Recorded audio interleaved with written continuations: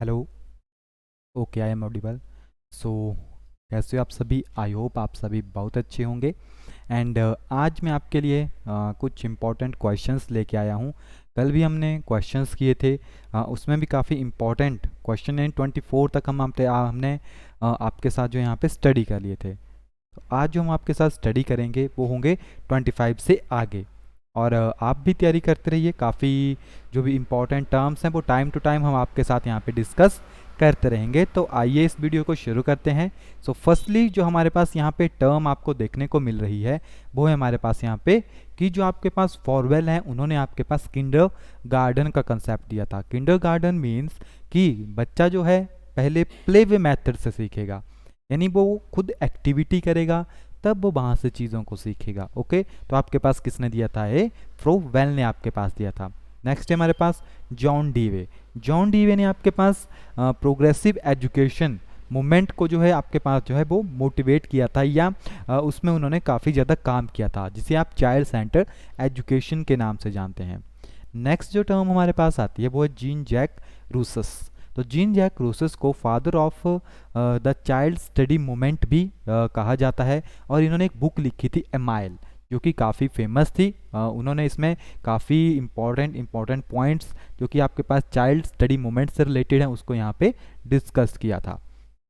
Next हमारे पास जो term आती है वो है ह्यूमनिस्टिक अप्रोच। तो हमारे पास डिफरेंट डिफरेंट टाइप की अप्रोचेस होती है जो कि हम स्टडी में यूज़ करते हैं। तो फर्स्टली यहाँ पे हमारे पास आती है ह्यूमनिस्टिक, जो कि आपके पास पर्सन सेंटर्ड एजुकेशन है, जो कि आपके पास मॉस्लो एंड कार्ल रॉजर्स ने आपके पास दी थी। इन्होंने इसमें कहा था कि कोई भी पर्सन है वो कि अपने आर्ट एंड सोशल साइंस का इसमें हम यूज़ करते हैं। जो भी टीचर्स होते हैं जब वो arts and social science study करवाएंगे तो वो आपके पास ह्यूमनिस्टिक अप्रोच का जो है वहाँ पे यूज़ करते हैं। देन कंस्ट्रक्टिविज्म आपके पास आता है, जो कि आपके एक्सपीरियंस के बेसिस के ऊपर होता है। देन हमारे पास मोनेस्ट्री मेथड आता है, जो कि चाइल्ड डायरेक्टिंग मेथड है आपके पास, या अप्रोच है आपके पास, और ये साइंटिफिक ऑब्जर्वेशन के ऊपर वर्क करती है। किसके ऊपर वर्क करती है? आपके पास साइंटिफिक ऑब्जर्वेशन के ऊपर आपके पास वर्क करती है। देन नेक्स्ट यहाँ पे हमारे पास एक स्टेटमेंट है, thinking is a mental activity in its cognitive aspect. तो ये बात जो आपके पास स्टेटमेंट है ये हमारे पास कही थी रॉस ने। किसने हमारे पास कही थी? आपके पास रॉस ने। Thinking is a mental activity in its cognitive aspect. Next हमारे पास कुछ थ्योरीज है और वो किसने दी है यहाँ पे हम स्टडी करेंगे। तो हमारे पास फर्स्ट आती है अल्फ्रेड बिनेट एंड टर्मेन। तो इन्होंने आपके पास यूनिफैक्टर थ्योरी दी थी। इन्होंने क्या कहा था कि जो भी बच्चा है उसकी जो भी डेवलपमेंट है वो सिंगल फैक्टर के ऊपर डिपेंड करेगी, यानी इनबॉर्न एबिलिटी आपके पास होती है। देन नेक्स्ट आपके पास आते थे चार्ल्स स्पीयरमैन। इन्होंने आपके पास टू फैक्टर थ्योरी दी थी, जिसमें इन्होंने आपके पास रिप्रेजेंट किया था कि आपके पास जो भी बच्चा है उसकी जो भी डेवलपमेंट होगी वो टू वे में होगी। आपके पास बायोलॉजिकल फैक्टर भी होगा, आपके पास एनवायरमेंटल फैक्टर भी होगा। नेक्स्ट आपके पास यहाँ पे लुइस थ्रस्टन, इन्होंने आपके पास थ्योरी दी थी primary mental ability theory. Course में हमने काफ़ी अच्छे से इन सभी थ्योरीज को अंडरस्टैंड किया है। नेक्स्ट हमारे पास रेमंड कैटल, इन्होंने आपके पास fluid and crystal intelligence theory दी थी। नेक्स्ट जो हमारे पास टर्म आती है वो है जॉन हॉर्न। इन्होंने आपके पास थ्री स्टैंडम थ्योरी दी थी। क्या दिया था आपके पास? Three stratum theory. नेक्स्ट आपके पास टर्म आती है मल्टीपल इंटेलिजेंस थ्योरी, जो कि आपके पास हॉवर्ड गार्डनर ने दी थी। इन्होंने डिफरेंट डिफरेंट थ्योरीज आपके पास दी थी। इन्होंने आपके पास इंटेलिजेंस को एक्सप्लेन किया था। बर्बल इंटेलिजेंस आपके पास हो गया, तो इन्होंने आपके पास तकरीबन 8 to 9 इंटेलिजेंस जो है आपके पास एक्सप्लेन की है। Is that clear? नेक्स्ट है हमारे पास रॉबर्ट स्टर्नबर्ग। रॉबर्ट स्टर्नबर्ग ने आपके पास triarchic theory of intelligence दिया है, जिन्होंने उन्होंने प्रोसेस ओरिएंटेड थ्योरी के ऊपर जो है फोकस किया है। नेक्स्ट है आपके पास construction of intelligence and multiple dimensional intelligence. तो आपके पास ये किसने की है? थ्रस्टन ग्रुप फैक्टर थ्योरी ने। एंड इसमें इन्होंने आपके पास 9 फैक्टर जो है आपके पास एक्सप्लेन किए हैं। नेक्स्ट हमारे पास टर्म आती है जो है आपके पास ट्राई डायमेंशनल थ्योरी। तो ट्राई डायमेंशनल थ्योरी हमारे पास किसने दी है? जेपी गिलफोर्ट ने। ओके, नेक्स्ट है हमारे पास मल्टीपल इंटेलिजेंस थ्योरी, जो कि एडवर्ड थॉरेनडाइक ने आपके पास दी है। नेक्स्ट हमारे पास टर्म आते हैं जॉर्ज कैले। जॉर्ज कैले ने आपके पास 5 मेंटल एबिलिटी थ्योरी हमारे पास दी है। नेक्स्ट है हमारे पास आईक्यू। तो आईक्यू जो है आपके पास क्या होता है? Mental age by chronicle age into 100, और आपके पास अल्फ्रेड बिनेट एंड टर्मन ने आपके पास ये दिया था WAIS। ये भी आपके पास एक इंटेलिजेंस टेस्ट है। ओके, इसकी फुल फॉर्म आपके पास होती है विस्लर इंटेलिजेंस टेस्ट। आपके पास रिवाइज भी हुए हैं, तो जहाँ पे रिवाइज हुए वहाँ पे WAIS डैश या -R करके आपके पास प्रेजेंट होता है। स्टैनफोर्ड बिनेट इंटेलिजेंस टेस्ट, इन्होंने आपके पास IQ की फॉर्मेशन की थी। देन G फैक्टर आपके पास किसने दिया था, यानी आपके पास जो भी आपके पास स्पेसिफिक या सॉरी जर्नल इंटेलिजेंस है, तो आपके पास स्परमैन ने आपके पास दी थी या स्पीयरमैन ने आपके पास दी थी। नेक्स्ट आपके पास स्टेटमेंट है, thinking speed is not a primary mental ability. ये बात किसने कही थी आपके पास, कि जो आपके पास थिंकिंग है वो आपकी प्राइमरी मेंटल एबिलिटी नहीं है, या thinking speed is not a primary mental ability, ये आपके पास कही थी थर्स्टन ने। नेक्स्ट है हमारे पास कंसेप्ट ऑफ मेंटल एज, तो बिनेट एंड सीमंस ने आपके पास दिया था ये।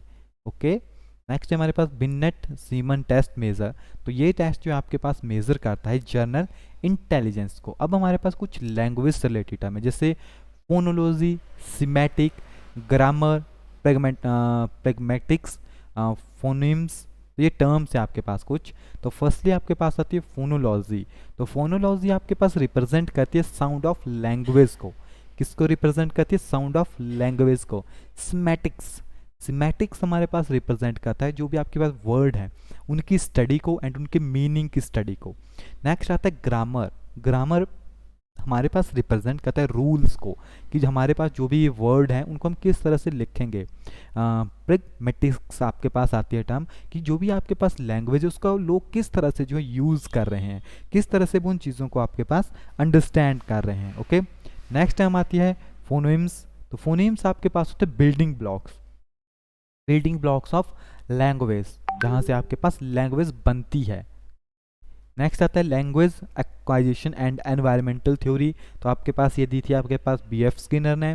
नॉर्म्स चॉम्स्की, इन्होंने आपके पास एक टर्म दी थी LAD, इन्होंने आपके पास नेटिव थ्योरी दी थी लैंग्वेज से रिलेटेड, तो इन्होंने एक आपके पास टर्म दी थी LAD जो थी आपके पास लैंग्वेज एक्वाइजिशन डिवाइस।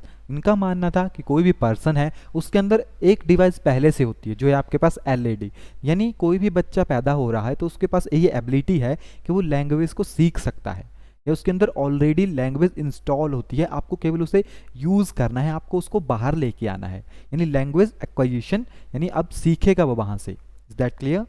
नेक्स्ट है हमारे पास स्मॉलेस्ट यूनिट ऑफ वर्ड, तो वर्ड के स्मॉलेस्ट यूनिट ऑलरेडी टैट में रिपीटेबल क्वेश्चन है, मॉर्फीम्स आपके पास हो गया। स्मॉलेस्ट यूनिट ऑफ लैंग्वेज क्या होगा आपके पास, स्मॉलेस्ट यूनिट ऑफ वर्ड तो हमारे पास हो गया मॉर्फीम्स।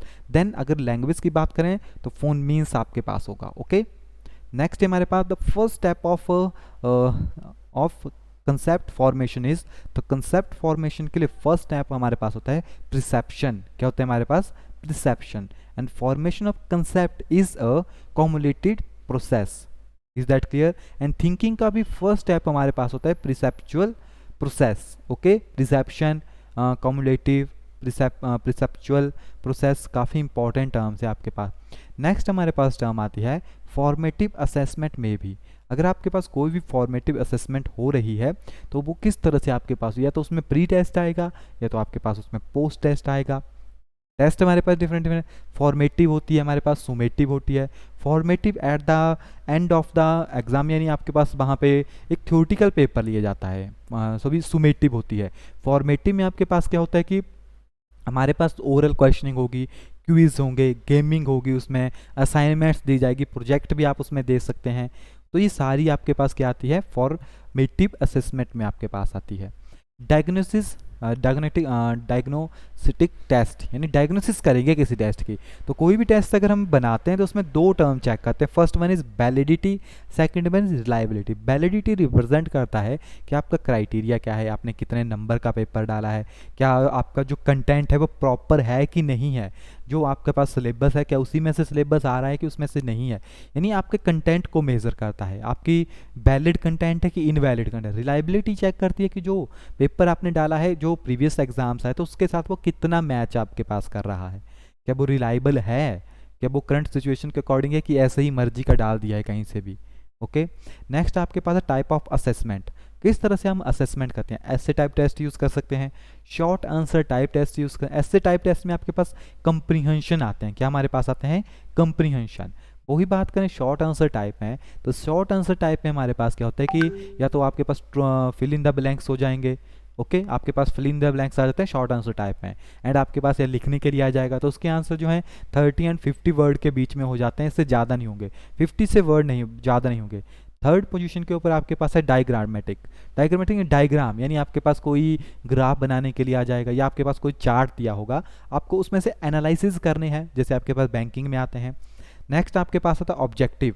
ऑब्जेक्टिव में आपके पास होता है मल्टीपल चॉइस क्वेश्चन आते हैं, अल्टरनेटिव एमसीक्यू आ जाएंगे, जैसे 4 ऑप्शन दिए होंगे। सबसे ज़्यादा डिस्ट्रक्टिव क्वेश्चन होते हैं ये ऑब्जेक्टिव। अल्टरनेटिव में यस नो वाले आएंगे, ट्रू फॉल्स वाले आएंगे, आपके पास ग्रेटर देन लेस देन वाले आएंगे, आपके पास एग्री डिसएग्री वाले क्वेश्चन आएंगे। देन मैच हो सकता है आपके पास कि आपके पास एक साइड कॉलम दिए हो, सेकंड साइड कॉलम, तो आपको मैच करना है कि कौन सा कॉलम जो है वो सही को रिप्रेजेंट कर रहा है। ओके, सो ये हमारे पास कुछ यहाँ पे टर्म्स थी जो कि हमने आपके साथ यहाँ पे डिस्कस की। काफ़ी इंपॉर्टेंट वीडियो है आपके पास, सो अच्छे से पढ़िए, एंड जल्दी ही आपका टेस्ट हो जाएगा। ऐसा मत सोचिए टेस्ट पोस्टपोन होगा, जो कंडीशन हो रही है उसके अकॉर्डिंग आपका टेस्ट जो है 10 तारीख को हो जाएगा। तो अच्छे से अपनी तैयारी करते रहिए, एंड मिलते हैं नेक्स्ट वीडियो में। तब तक के लिए thank you, have a nice day.